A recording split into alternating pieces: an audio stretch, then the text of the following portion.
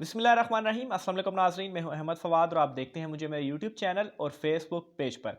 नाज़रीन, आज के इस व्लॉग में दो बहुत ही अहम खबरें हैं जो कि मैंने आपके साथ शेयर करनी है। सबसे पहली खबर तो ये है कि नवाज शरीफ को लंदन में उनके अपने ही कारिंदे ने पकड़वा दिया है।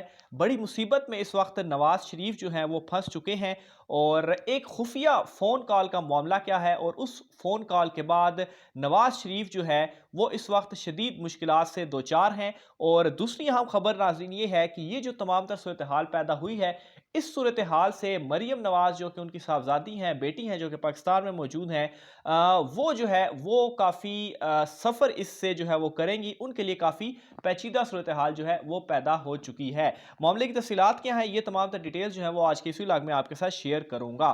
तो शुरू करता हूँ नाज़रीन के साबिक चीफ जस्टिस राना शमीम, गिलगित बल्तिस्तान के जो चीफ जस्टिस थे, उनका हलफनामा सामने आया। उनकी जो डिटेल्स हैं वो आपको सबको मालूम ही है कि जस्टिस साकिब निसार साहब के ऊपर इल्ज़ाम उन्होंने लगाया कि उन्होंने जस्टिस आमिर फारूक साहब से ये कहा कि आपने ज़मानत जो है नवाज शरीफ मरियम नवाज को इलेक्शन के दौरान नहीं देनी। अच्छा, इसके ऊपर नाजरीन एक बड़ा ही अहम बातचीत हुई है एक सोर्स से, शरीफ ख़ानदान के, और उस सोर्स के आगे वो तमाम सवालात रखे गए कि ये जो राना शमीम साहब थे, इनकी जानिब से आखिर 3.5 साल का वेट क्यों किया गया, पहले क्यों नहीं बताया गया। इसी तरह से दीगर सवालात इनसे पूछे गए। इन सवालात के उन्होंने जवाब दिए हैं, वो मैं आपके सामने रखता हूं। तो पहला सवाल जो उनसे पूछा गया वो था कि आखिर राना शमीम साहब जो थे, उन्होंने अगर जस्टिस साकिब निसार साहब की जानिब से ऐसा किया गया तो 3-3.5 साल का वेट क्यों किया गया। आखिर उन्होंने पहले ही इस बात से आगाह क्यों नहीं किया, और ये जो बयान हल्फी था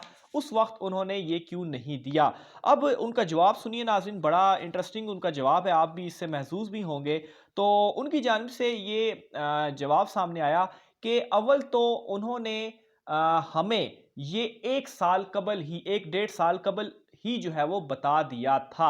यानी कि 3.5 साल पहले उनको पता ये मामला पेश आया, और तकरीबन 1 से 1.5 साल के दरमियान से पहले जो है वो उन्होंने हमें फ़ोन किया नवाज शरीफ साहब को, और उन्हें ये तमाम तर जो मामला था वो बता दिया था। अब यहाँ पर सवाल उनसे ये भी फिर किया गया कि अगर साल 1.5 साल पहले बता दिया गया था तो उस वक्त नवाज शरीफ की जानिब से ये बात जो है वो क्यों सामने नहीं लाई गई, बयान हल्फी जो इनका था उस वक्त क्यों नहीं सामने लाया गया। अगर आप उस वक्त की सूरत हाल देखें तो पीडीएम उस वक्त अपने अरूज पर थी, तहरीक जो है वो चल रही थी, और उस वक्त जो एंटी इस्टेब्लिशमेंट बयानिया नवाज लीग ने अपनाया हुआ था, तो एक किस्म का तमाम जो है वो कश्तियाँ भी जलाई जा चुकी थी उनकी जानिब से। मफामती बयानिया जो शहबाज शरीफ का था वो भी नहीं चल रहा था, तो वो बड़ा अहम मौका था। अगर आपको साल 1.5 साल पहले पता चला तो आप उस वक्त भी इसको बता सकते थे। तो इस पर वो आगे से जवाब देते हैं कि उस वक्त की जो सूरत हाल थी वो ये थी कि कोविड जो था वो पूरी दुनिया में फैला हुआ था,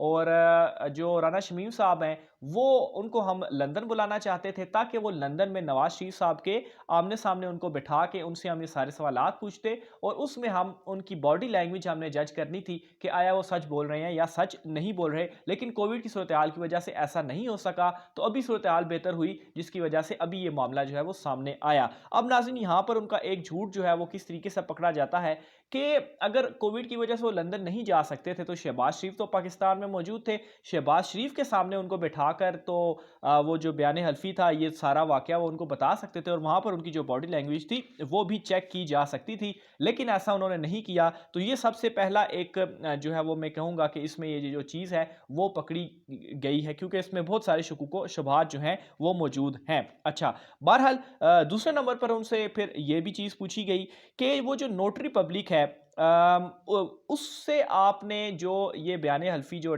वो जो स्टैंप करवाया, तो आखिर आप क्या शरीफ फैमिली या नवाज शरीफ कोई उस वक्त उनके साथ मौजूद था, वो जो बयान हल्फी था जब वो वहाँ पर जो है वो टाइप करवाया जा रहा था, लिखवाया जा रहा था। तो ये शरीफ ख़ानदान के जो सोर्स है वो कह रहे थे कि उस वक्त नवाज शरीफ के एक दोस्त थे जो कि उनके साथ मौजूद थे, और इससे कबल राना शमीम साहब की नवाज शरीफ से 1-to-1 मुलाकात भी हो चुकी थी।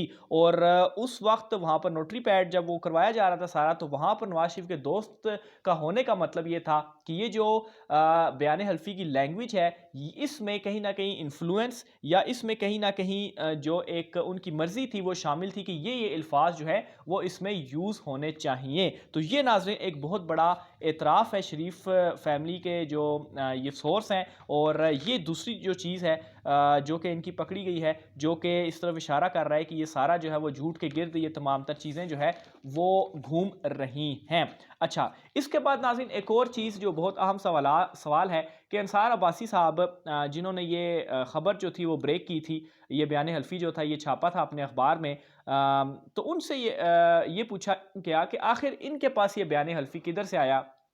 तो उनसे ये कहा गया कि सॉरी, वो जो शरीफ ख़ानदान के सोर्स थे उनकी जानिब से ये कहा गया कि ये शरीफ ख़ानदान ने ख़ुद ही अंसार अब्बासी साहब को दिया था और 14 नवंबर को ये बयान हल्फी दिया गया। और उसके बाद 15 नवंबर को क्या होता है कि अंसार अब्बासी साहब जो हैं वो अखबार में इसको छाप देते हैं। अच्छा, तो एक तो ये सवाल भी क्लियर हो गया कि अंसार अब्बासी साहब के पास ये चीज़ कहाँ से, क्योंकि बहुत सारे इस हवाले से सवाल उठ रहे थे कि उनको जो है वो शायद किसी और ज़राए से मिला। तो ये भी एक लिंक भी जो है वो साबित हो गया कि डायरेक्ट उन्हें शरीफ ख़ानदान से ही मिला था। अच्छा, फिर उसके बाद नाज़रीन एक और चीज़ जो कि बहुत ही अहम सवाल था कि आखिर जब वो ये कह रहे हैं कि जस्टिस साकिब निसार साहब की जानिब से आमिर फ़ारूक से ये कहा गया, तो उस वक्त ये जो केस था जो कि इस्लामाबाद हाई कोर्ट में चल रहा था, ये केस में जो बेंच था वो जस्टिस आमिर फ़ारूक उस बेंच में शामिल नहीं थे। यहाँ तक कि जस्टिस आमिर फ़ारूक साहब जो थे वो chief justice Islamabad high court Athar मिन अल्लाह साहब के साथ वो कहीं पर बाहर जो है वो थे, वो मुल्क में भी नहीं थे। तो अगर वो थे नहीं, केस भी उनके पास नहीं था, तो फिर वो किस तरह से ज़मानत दे सकते हैं। ये एक और जो है वो आपका बिल्कुल क्लियर ब्लंडर है और क्लियर झूठ है जो कि आपका पकड़ा गया है। अच्छा, इसके ऊपर बड़ा दिलचस्प उन्होंने जवाब दिया। वो कहते हैं कि जो ये केस आगे चलेगा, आगे बढ़ेगा, तो जस्टिस आमिर फ़ारूक साहब के साथ इस केस का जो लिंक है वो भी साबित हो जाएगा। और ये नाज़रीन अब वही एक टैक्टिस है, ज़ाहिर सी बात है शरीफ ख़ानदान के ने अपने आप को डिफेंड तो करना है, एक ब्लेंडर उनसे हो चुका है। यहाँ पर उनकी एक टैक्टिस बेसिकली क्या थी कि जो कि मरियम नवाज अपनाती रही हैं अपने इस केस में, केस को डिले करने के लिए। यानी कि पहले उनके वकील नहीं आते थे, कभी वो खुद भी नहीं आती थी, फिर उनके वकील तब्दील हो गए, फिर जो उनके नए वकील थे वो नहीं आए, फिर जब उनके नए वकील आए तो फिर उन्होंने कोई एक दरखास्त दायर कर दी कि बड़े सबूत हैं, लेकिन वो एंड में वही हुआ कि खोदा पहाड़ निकला चूहा, कोई सबूत नहीं थे, तो डिले जो है वो केस होता रहा। तो बेसिकली ये भी एक मेरे ख्याल से एक डिलेइंग टैक्टिस थी जो कि इनकी जानिब से अपनाई गई थी। और अब भी जो है वो चूंकि ये पकड़े गए हैं तो अब कहते हैं केस में आगे चलेगा, हम कोई सबूत देंगे, उसमें लिंक जो है वो साबित होगा। तो ये आई थिंक इसी तरह से कोई एक चीज़ होगी कि निकला खोदा पहाड़ और निकला चूहा, ये वाला जो मामला है वो होगा। अच्छा, यहाँ पर एक और बहुत अहम सवाल पैदा होता है कि जो जस्टिस राना शमीम साहब थे, आखिर उन्होंने अगर 1.5 साल कबल आपको कॉल करके ये बताया, और ये तकरीबन 3.5 साल पहले का वाक़या है, 3-3.5 साल पहले का, तो उन्होंने उस वक्त क्यों नहीं बताया? आखिर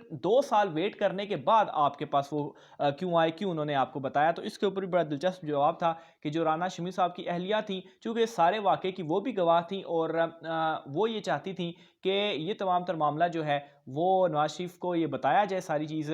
तो इस वजह से उनकी ये गालिबन वो शायद इंतकाल कर चुकी हैं, तो उनके इंतकाल के बाद गालिबन राना शमीम साहब को ये लगा कि नहीं, उन्होंने ये कहा है वो गिल्टी थी इस हवाले से, तो अब ये जो मामला है ये खोलना चाहिए। तो बहरहाल ये जो है वो नाज़रीन सारी तफसीलात हैं और बहुत अहम और खौफनाक इंकशाफात हैं। और मेरे ख्याल से जितनी भी चीज़ें मैंने आपको आपके सामने रखी हैं, इनके जवाबात आपने सुने, आप अपनी राय का भी इजहार लाजमी कीजिएगा कि इन जवाबात से आप जो है वो क्या परसीव करते हैं, क्या समझते हैं। मुझे तो ये लगा है कि ये एक किस्म का नवाज शरीफ ने मज़ीद ख़ुद को एक्सपोज कर दिया है कि वो ये तमाम तर मामले में जो है वो झूठ भी बोल रहे हैं, और दूसरा ख़ुद को जो है वो मज़ीद एक्सपोज करके ये बता रहे हैं कि वो किस किस तरह से साजिशें करके अपने आप को जो है वो बचाना चाहते हैं। और मेरे ख्याल से ये केस को डिले करने के अलावा और कुछ भी नहीं था। अपनी राय का इज़हार आप लाजमी कीजिएगा कि आप इन सारे सवालों के जो जवाब थे उसको किस तरह से देखते हैं। कमेंट बॉक्स में लिखिएगा। आज के व्लॉग से मुझे इजाज़त दीजिए। अल्लाह हाफ़िज़।